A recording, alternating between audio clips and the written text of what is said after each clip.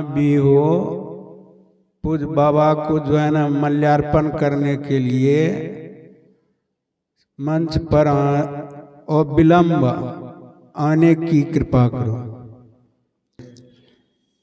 कल कल निनादनी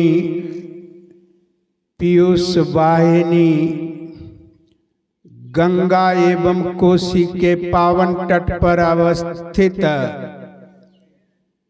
पर्वता नगरी में मेरे निवास स्थल पर परमराज श्री सद्गुरु महाराज की असीम कृपा से आज संत मत सत्संग का आयोजन आयोजित हो रहा है और मैं बहुत ही सौभाग्यशाली अनुभव कर रहा हूं कि क्षेत्र के दूर दराज के गुरु भक्त पधारे हुए हैं और हम लोगों के बीच ऐसे संत पधारे हुए हैं जो बहुमुखी प्रतिभा के धनी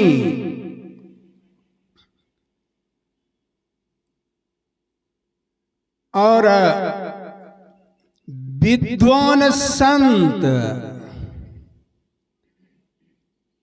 संत मत के व्यास के रूप में जाने वाले अखंड बाल ब्रह्मचारी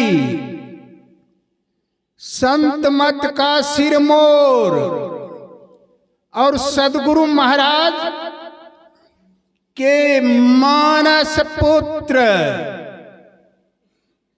जो सद्गुरु महाराज खुद उद्घोष किए थे, छोटे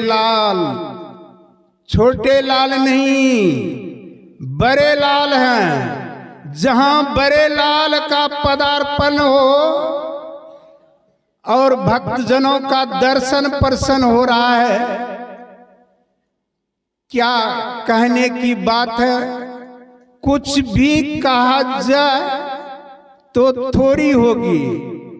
फिर भी मैं सद्गुरु महाराज को साक्षी रखकर कनक थाल में फूल माला नैवेद्य को रखते हुए वाणी रूपी 2 पुष्प को लेकर पूज्यपाद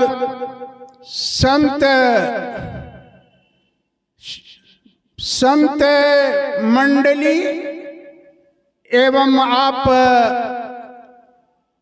धर्म प्रेमी मातृशक्ति माता एवं बहनों को स्वागत करता हूं, चंदन वंदन हार्दिक अभिनंदन करता हूं। श्री सद्गुरु महाराज की जय।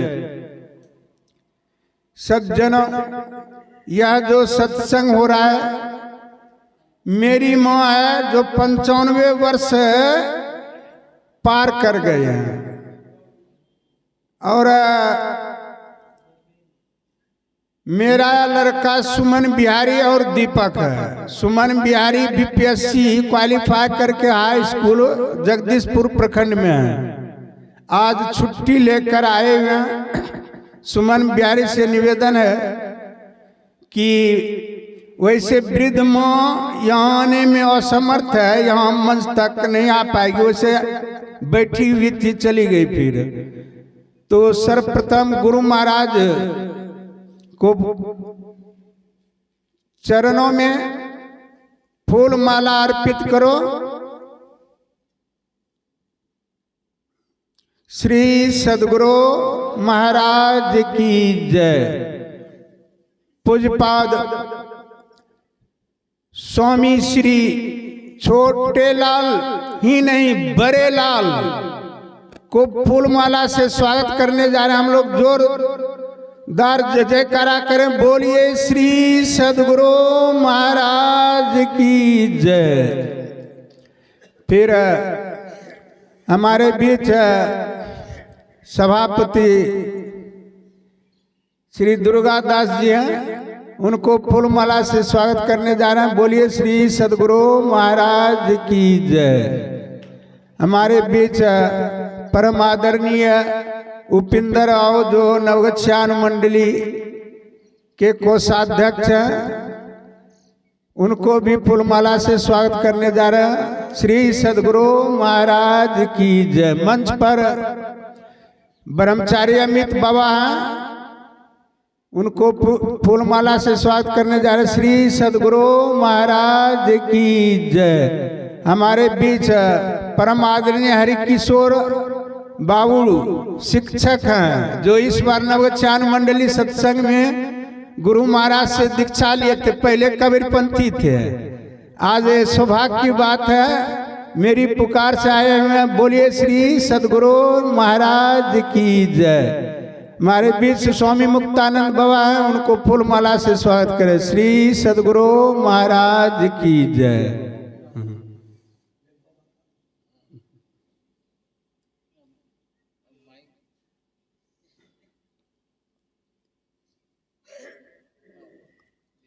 श्री सदगुरु महाराज की जय।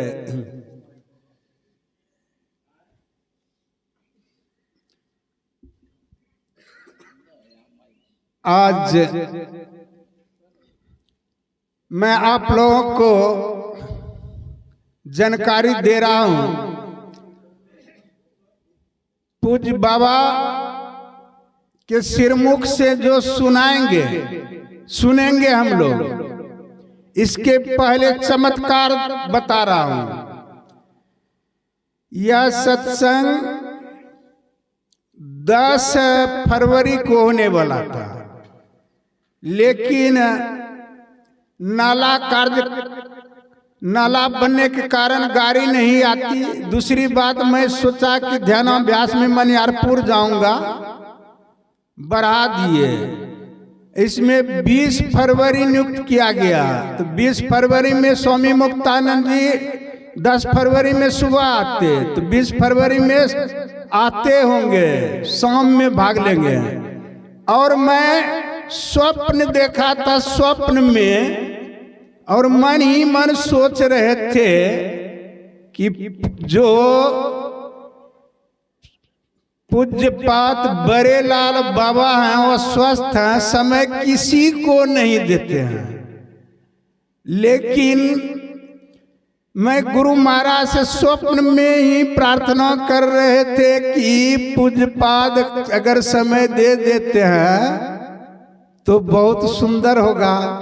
और स्वप्न में ही हम निमंत्रण दे दिए और देखे कि पूज्यपाद हमारे यहाँ पधारे हुए हैं। सुबह देखिए लड़का सुमन बिहारी कहते हैं कि पूज्य बाबा का संत नगर में दे लो निमंत्रण, कच्चे कच्चे चल।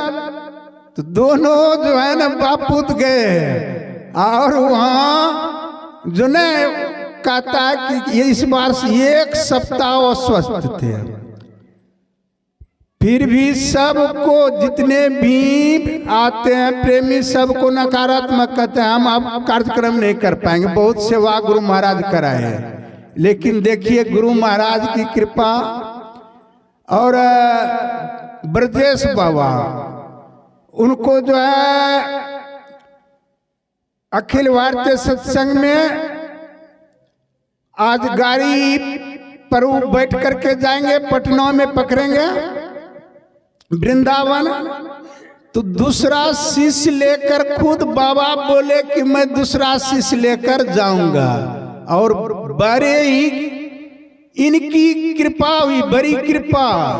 और मैं आंखों देखता हूँ, चाहे सतगुरु महाराज का जन्म महोत्सव हो या संसेवी बाबा का जन्म महोत्सव हो, जब ये भंडारा करते हैं आश्रम में, वो उतना नहीं देखते हैं भंडारा। इनके यहाँ जो भंडारा होता है, पूज्य बाबा जितने भी प्रेमी आते हैं खूब भंडारा में महाप्रसाद तस्मै पूरी खाते रहते, खाने वाले जो है ना थक जाते हैं। जब बाबा प्रसाद खाते हैं तब भंडारा का अंत हो जाता है। गुरु महाराज की विशेष कृपा है। और कैसे बड़े लाल बाबा कहते ये भी मैं बता देता हूँ, थोड़ा जो है ना प्रवचन नहीं कर रहा हूँ, इसलिए पूजपात पधारे हुए जो सच्चाई है बताना पड़ता है। पीएचडी डिलीट किया हुआ एक विद्वान आए थे आश्रम में कुप्पा घाट में, ये एक आलेख लिख करके, उनको विद्वता का घमंड था। और जाके सदगुरु महाराज को प्रणाम किए और जो है लिखा हुआ कागज गुरु महाराज को देते हैं। तो गुरु महाराज कहते हैं जाके छोटे लाल से जो है ना जरा सा दिखा लीजिए तब हमको दीजिएगा। तो जब आश्रम आए तो कहा कि छोटे लाल बाबा की तरह कितने पढ़े लिखे हैं? तो ग्रेजुएशन किए थे। ग्रेजुएशन गुरु महाराज की आज्ञा से ग्रेजुएशन जो किए थे उस समय भागलपुर यूनिवर्सिटी में फर्स्ट क्लास फर्स्ट यानी विश्वविद्यालय में प्रथम जो है। अगर इतिहास करने वाला है शिक्षा जगत में तो आज के व्यास बड़े लाल बाबा हम लोगों के बीच में विराजमान है। उस विद्वान को अहंकार था, अहंकार था। और जब गए पूज बाबा के सामने उदाहरण देकर 5 गलती जो है उसमें दर्शाए, उसका पसीना छूटने लगा। ऐसे संत पधारे हुए हैं। मैं यही कहने जा रहा हूं, आज हमारी डगमग नैया तुम ही हो खेवनहार, भव सागर से हमें उबारो, देकर ज्ञान विचार, देकर ज्ञान विचार। बोलिए श्री सदगुरु महाराज की जय।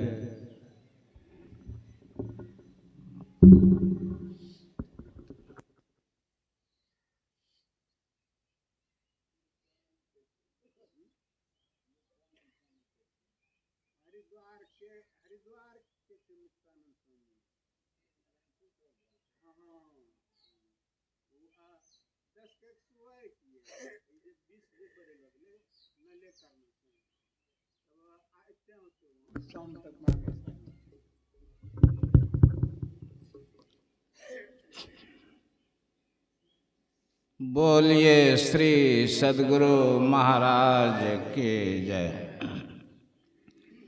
वंदे बोधमयं नित्यं गुरुं शंकर रूपिणं, यमाश्रितो हि वक्रोऽपि चंद्रः सर्वत्र वन्द्यते। वंदो गुरुपदकंज कृपा सिंधु नर रूप हरि, महामोहतम पुंज जासु बचन रवि कर निकर। धन्य धन्य सतगुरु सुखद, महिमा कहे न जाय। जो कछु कहूँ तुम्हारी कृपा, मोते कछु न बसाए।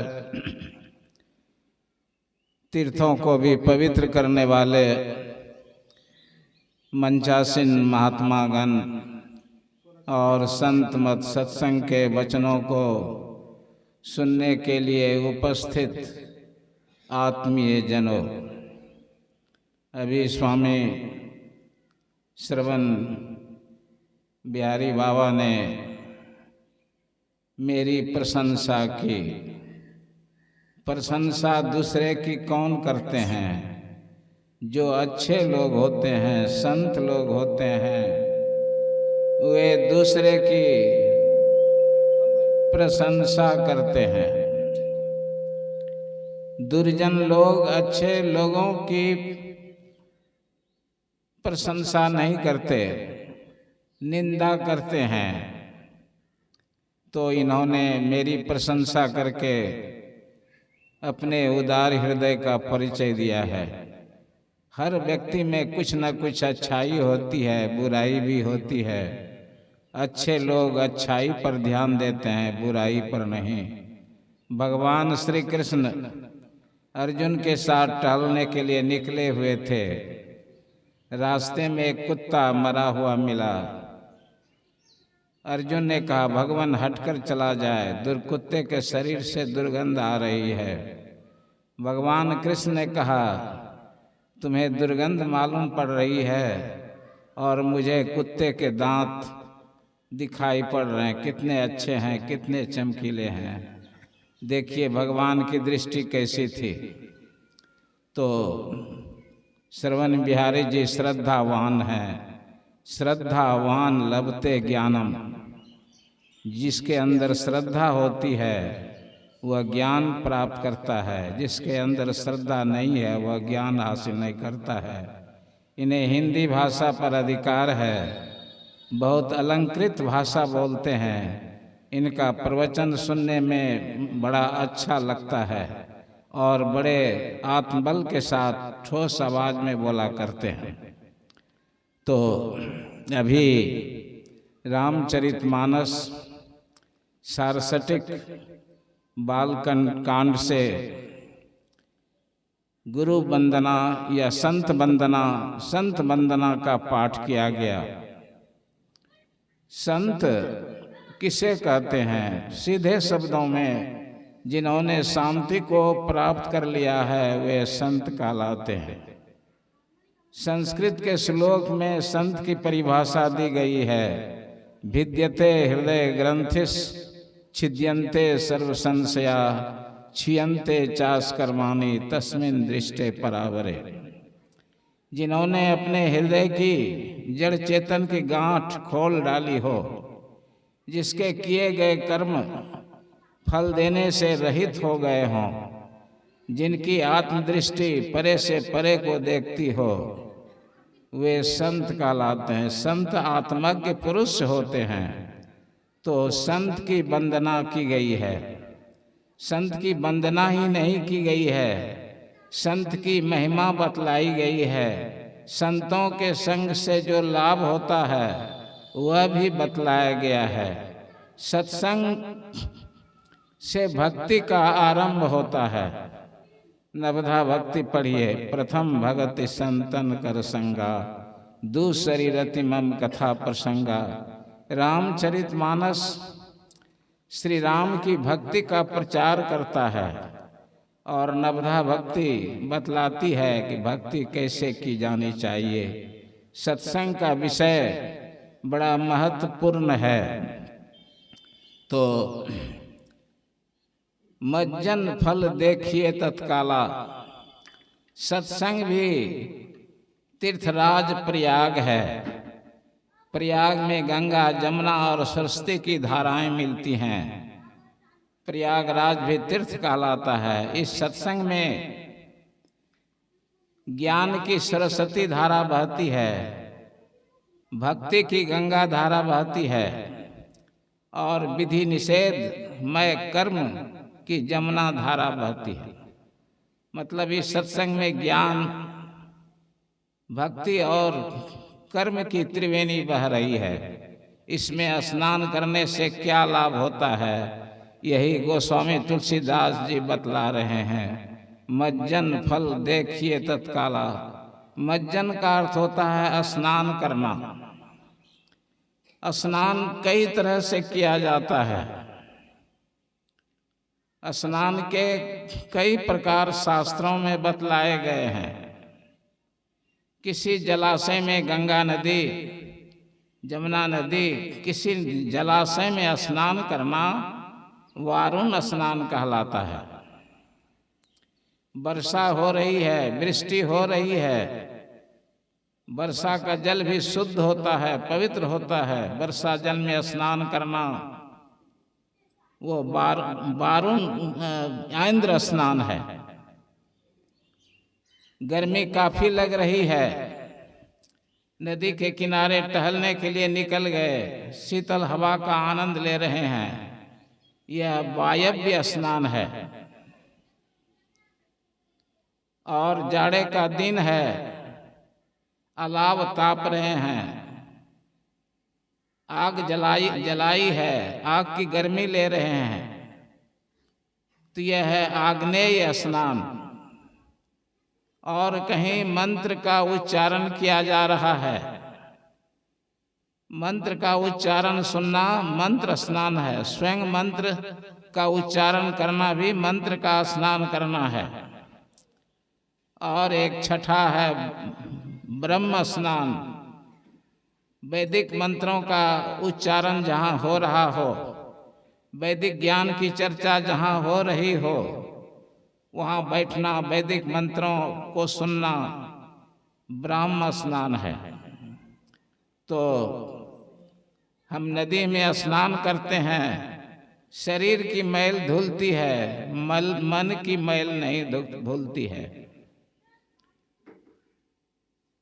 चित्त मंतरगतम दुष्टम तीर्थ स्नानैर्न शुध्यति सत्सोपि जलैर्धौतम सुरा भांड मिवा शुचि। नदी में स्नान करते हैं, शरीर को मलमल कर शरीर की मैल धुलती है, लेकिन मन तक जल की पहुंच नहीं होती है, मन पवित्र नहीं होता है जल से स्नान करने पर। मन कैसे पवित्र होता है?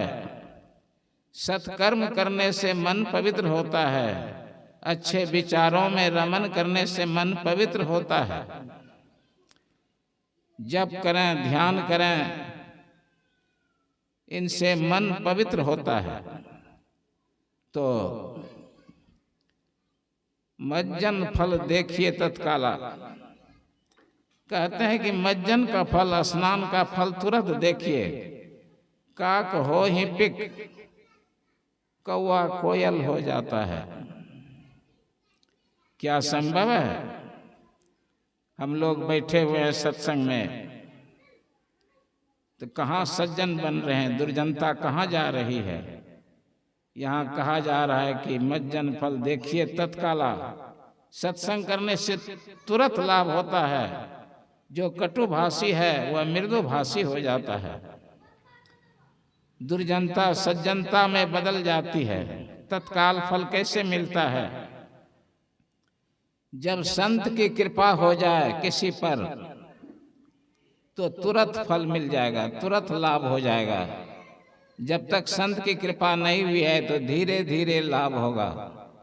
न यत्न कोटि सत्कय रपि दुष्ट सुधीर भवेत किम मर्दितोपि कस्तूरिया लसुनो याति सौरभम। कस्तूरी में लहसुन रगड़ा जाए, क्या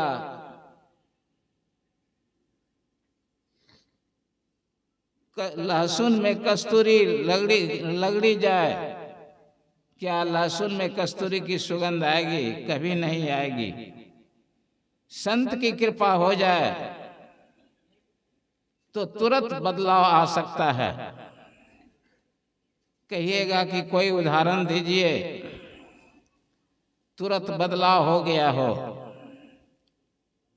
तो वाल्मीकि जी की जीवन कथा पढ़िए। रत्नाकर लुटेरा था, हत्यारा था, देवर्षि नारद की संगति मिल गई थी। देवर्षि नारद की कृपा से तुरंत बदलाव आ गया, महर्षि बन गए। रामचरितमानस, वाल्मीकि रामायण की उन्होंने रचना की। तो यहाँ कहा जा रहा है सत्संग से कौवा कोयल हो जाता है। कौवा और कोयल दोनों काले होते हैं। उसकी पहचान कब होती है? जब दोनों बोलते हैं। बसंत ऋतु में कोयल बोलती है, उसकी वाणी मीठी होती है। कौवे की बोली मीठी नहीं होती है।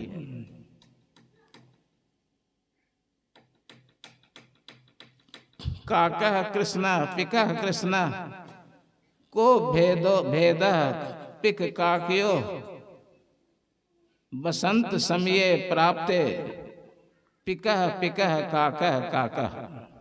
बसंत ऋतु में कौवे और कोयल की पहचान होती है। वाणी का क्या महत्व है? वाणी का बड़ा महत्व है।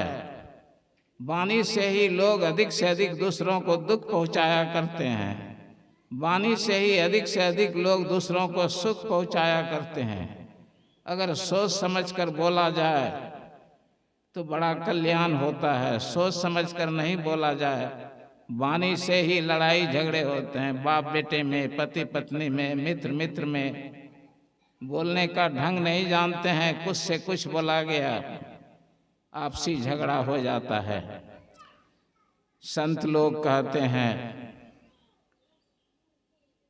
तुलसी मीठे बचन तैं सुख उपजत चहु और, वशीकरण यह मंत्र है तज दे वचन कठोर।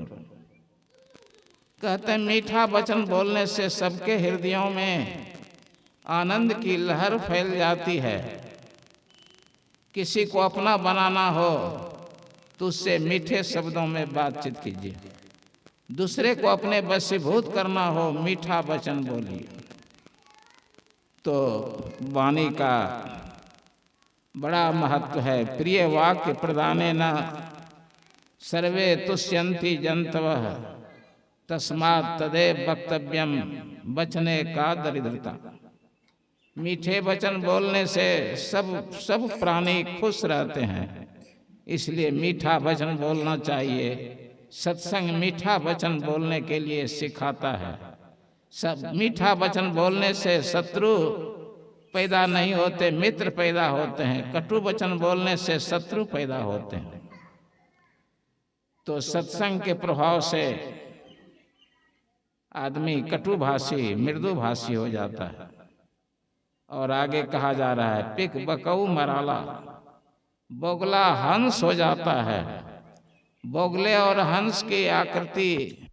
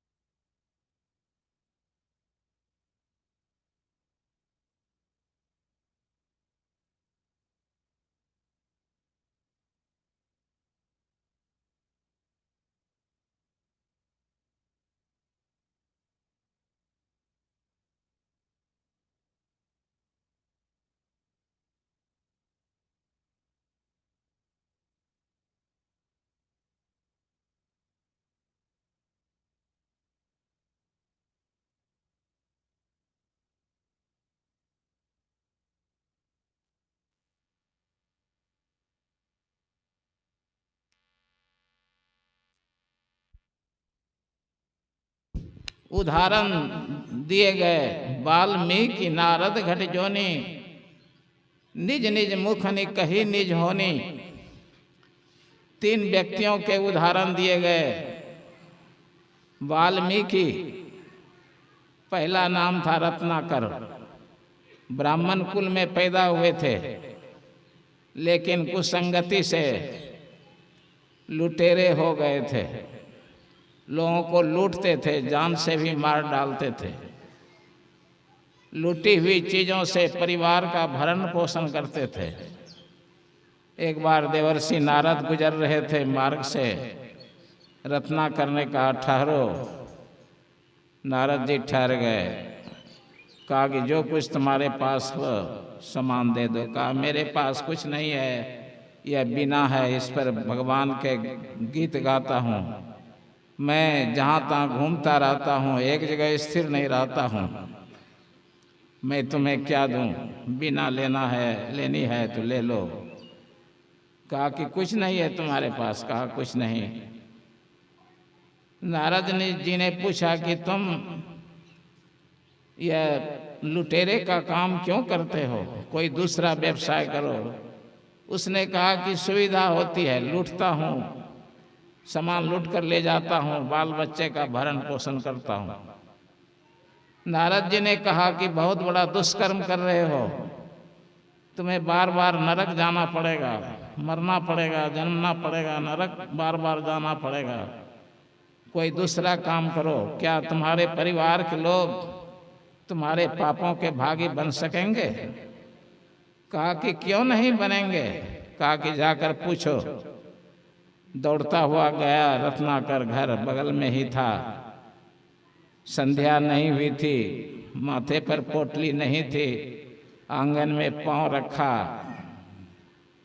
सबके सब आ गए, पत्नी, बच्चे, माता पिता। कहा कि क्या बात हो गई, बड़े परेशान हो, सामान भी साथ में नहीं है। कहा कुछ पूछने आया हूँ। कहा क्या पूछना चाहते हो? माँ बाप से पूछा, हम जो पाप कर्म करके आप लोगों का भरण पोषण कर रहे हैं, क्या आप लोग हमारे पाप के भागी बनिएगा? कहा कि पाप कर्म करते हो तो उसका फल तुम्हें ही भोगना पड़ेगा, दूसरा कोई नहीं भोगेगा। हम लोग बूढ़े हो गए हैं, किसी तरह खिलाओ, हम अपने से खा पी नहीं सकते हैं। बाल बच्चे से पूछा।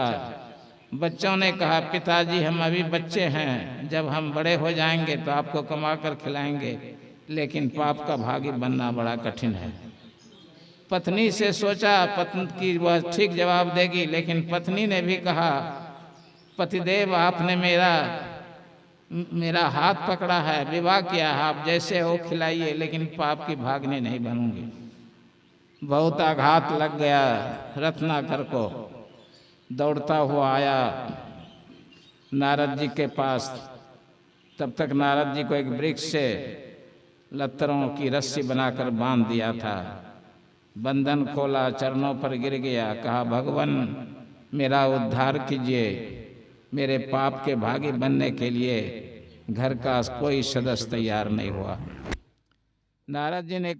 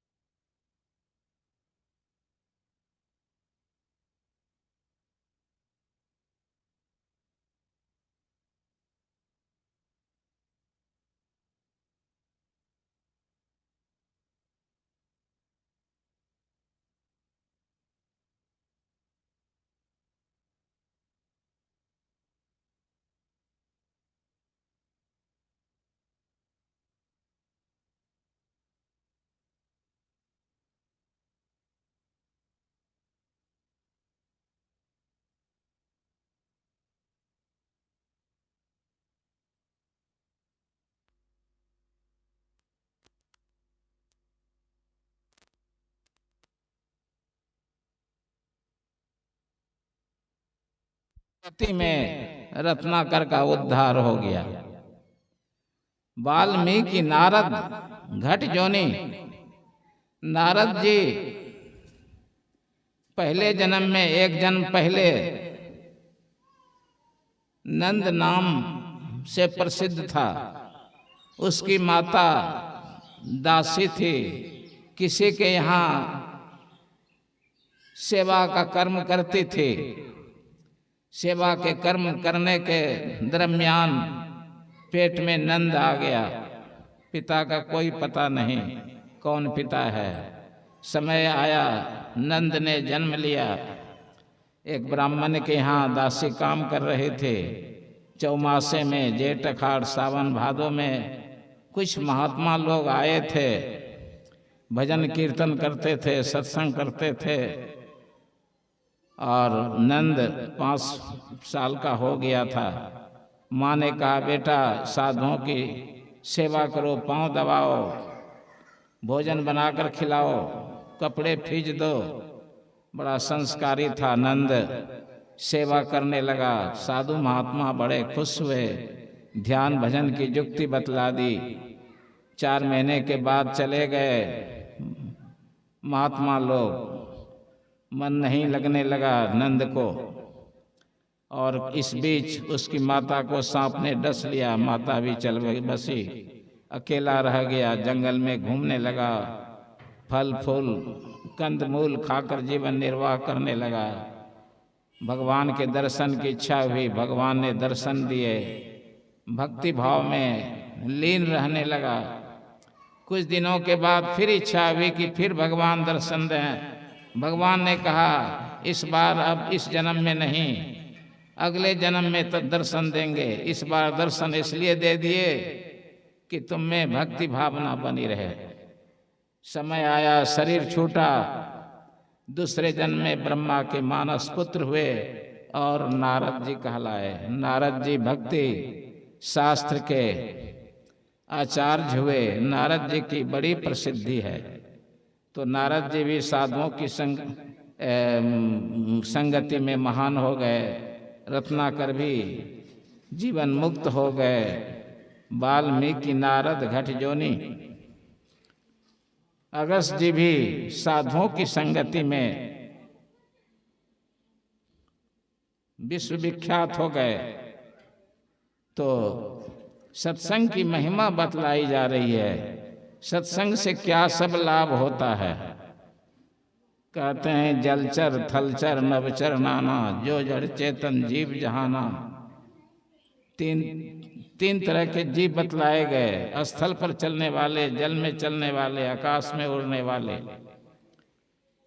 चलने वाले भी जीव हैं और नहीं चलने वाले भी जीव हैं। वृक्ष वगैरह उनमें भी जीव हैं, लेकिन चलते नहीं हैं। कहते हैं, कोई जीव हो, किसी का उद्धार हुआ हो संतों की संगति के कारण ही।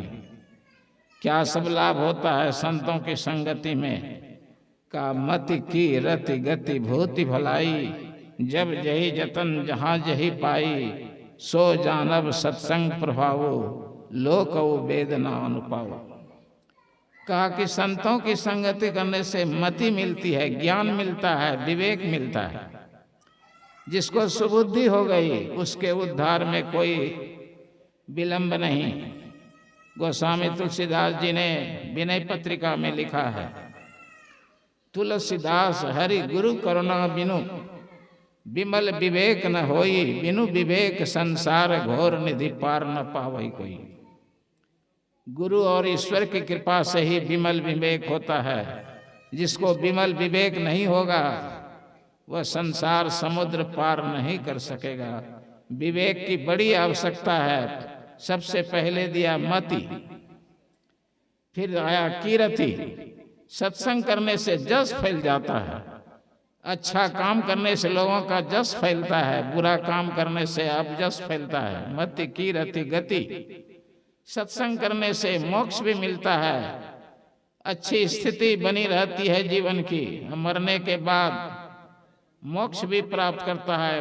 मति कीरति गति भूति। भूति मतलब विभूति।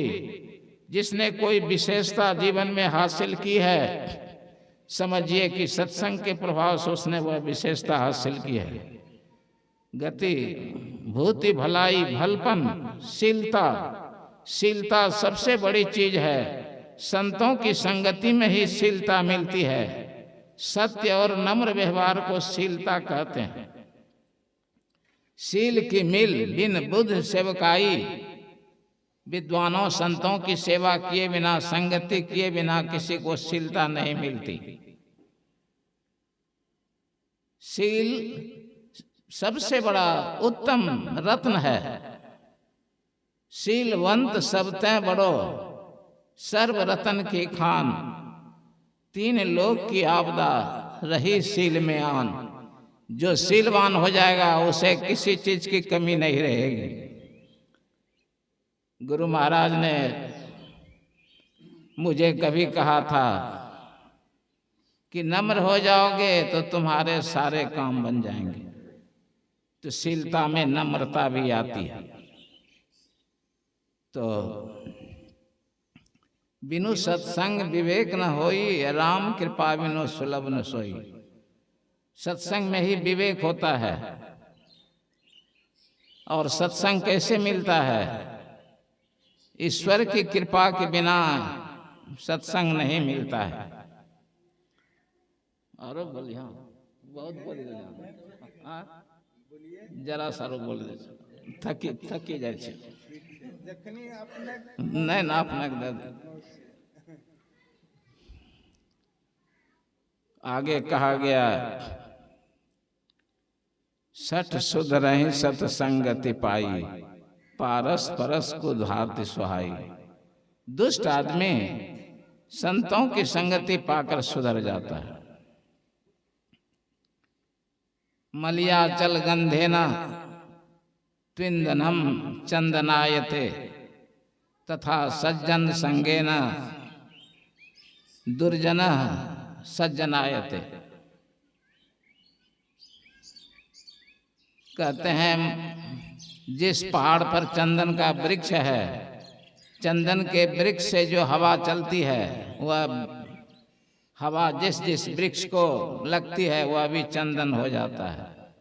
कुछ वृक्ष नहीं चंदन हो पाते हैं। उसी तरह सज्जनों के संग में दुर्जन भी सज्जन बन जाते हैं। विकृतिम नैव गच्छन्ति संग दोषेन साधवः, आवेष्टितम महासर्पैः चंदनम न विषायते। कहते हैं विधिवश सुजन कुसंगति परहि, फनि मनि सम निज गुण अनुसरहि। कहते हैं कि प्रारब्ध बस कोई कुसंगति में पड़ जाता है तो वह कुसंगति के प्रभाव को स्वीकार नहीं करता है। देखिए, हिरण्यकश्यप का पुत्र प्रहलाद था, लेकिन हिरण्यकश्यप के गुण को नहीं अपनाया। लंका में विभीषण जी थे, लेकिन रावण और राक्षसों के गुणों को नहीं अपनाया, भगवान के भक्त थे। महाभारत का युद्ध हुआ, कुछ लोग पांडव के पक्ष से लड़े, कुछ लोग कौरव पक्ष के पक्ष से। विदुर जी किसी के पक्ष से नहीं लड़े, तीर्थ करने के लिए चले गए। बलराम जी तीर्थ करने के लिए चले गए। अच्छे लोग बुरी संगति के प्रभाव से अपने को बचाए रखते हैं। बंदों संत समान चित, हित अनहित नहीं कोई। अंजलि गत शुभ सुमन जिमी, सम सुगंध कर दो। गोस्वामी तुलसीदास जी कहते हैं, मैं संतों को प्रणाम करता हूँ, दोनों हाथों को जोड़कर। संत कैसे होते हैं? संत के लिए न कोई दुश्मन होता है, न कोई मित्र होता है। जिस तरह कोई व्यक्ति किसी फुलवाड़ी में जाए, कोई फूल गुलाब का तोड़ ले, दाहिने हाथ से तोड़कर बाएं हाथ में रखे तो फूल दोनों हाथों को सुगंधित कर देगा। फूल में भी जीव है। वृक्ष से अलग किया फूल को, उसको भी दुख हुआ। दाहिना हाथ दुश्मन हुआ फूल के लिए, लेकिन फूल ने दाहिने हाथ को भी सुगंधित किया, बाएं हाथ को भी। भेदभाव नहीं रखा। उसी तरह संत भी भेदभाव नहीं रखते हैं। गुरुदेव को एक बार अपने क्षेत्र में जलाने की कोशिश की गई, तलवार से गर्दन काटने की भी कोशिश की गई, लेकिन गुरुदेव ने श्राप साप नहीं दिया। साप नहीं दिया, लेकिन वह व्यक्ति पीछे कोड़ी होकर मर गया। पूछा गया गुरुदेव से, आपने साप क्यों नहीं दिया? कहा कि साधु किसी का अनभल नहीं सोचता है, किसी की बुराई नहीं सोचता है। एक बार एक चोर एक लोटा, रामानंदी लोटा चुरा कर लिए जा रहा था कोप्पा घाट से। बाहर निकला, सामने से पुलिस आ रही थी। पुलिस ने देखा इस गिरस्त आदमी है, साधु का लोटा इसके पास है। पूछा कहाँ से लोटा ला रहे हो? ये तो रामानंदी लोग हाथ में रखते हैं। थरथरा गया। कहा कि डर से कहा कोप्पा घाट से चुरा के ले आ रहे हैं। उसको पकड़ के पुलिस आई गुरु महाराज के सामने और कहा, हुजूर, यह आश्रम से लोटा चुराए ले जा रहा था, मैंने पकड़ के लाया है। गुरुदेव ने कहा कि इसको मत मारिए, मारिएगा तो कहेगा कभी कि कुप्पा घाट के बाबा ने मार खिलाई थी पुलिस से। इसको छोड़ दीजिए और जिसका लोटा है खोज करके दे दीजिए। आश्रम में रामानंदी साधु ठहरे हुए थे, वे खोजे गए, उन्हें लोटा दिया गया। पुलिस ने उस चोर को पकड़ा, गेट से बाहर निकाला और कहा कि बाबा तो साधु हैं, साधु ने क्षमा कर दिया, साधु के लिए क्षमा सौंपती है, लेकिन सरकार अगर क्षमा करती रहे अपराधियों को तो कभी अपराध खत्म होगा? तो मैं सरकार का आदमी हूं, मैं तो तुम्हें जरूर दंड दूंगा। 2-4 डंडे लगाए उसको और भगा दिया। बोलिए श्री सदगुरु महाराज की जय। अब नहीं बोलूं, तक ही गया नहीं बोला श्री जी, आधा घंटा से बेसी बोल लिया।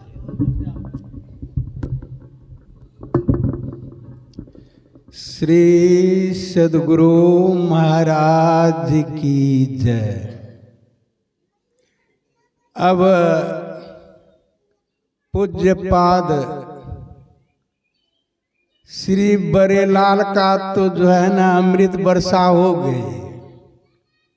जैसे गिनती में 1 से 100 जाते हैं, नहीं उल्टे हो गया। 99, 98, 97।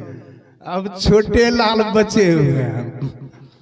तो हमारे बीच झारखंड राज्य से आए हुए आरक्षी, ये बिहार निवासी हैं, गाछी टोला, हमारे साथी हैं शंभू दास जी। उनसे निवेदन है कि मंच पर विलंब से आए जोग गुरु प्रख्यात वैद्य राज डॉक्टर चंद्रशेखर बाबा, आज के जो है ना दूसरा कबीर है, कम ही पढ़े हुए हैं। ऐ चाहेंगे तो 2 घंटा इंग्लिश में बोलेंगे। तो मैं निवेदन करने जा रहा हूं कि उनको फूल माला से आप स्वागत करें।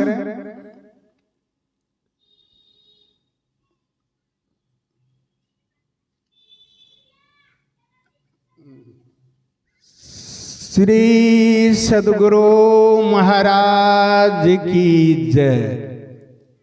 और मैं निवेदन करने जा रहा हूं कि कम पढ़े लिखे लोग, हम बोल दिए कि 2 घंटा बोल सकते हैं, इनकी तो परख होना चाहिए। तो मैं निवेदन करने जा रहा हूं कि कम से कम 5 मिनट इंग्लिश में और 5 मिनट हिंदी में उपदेश कीजिए। बोलिए श्री सदगुरु महाराज की जय।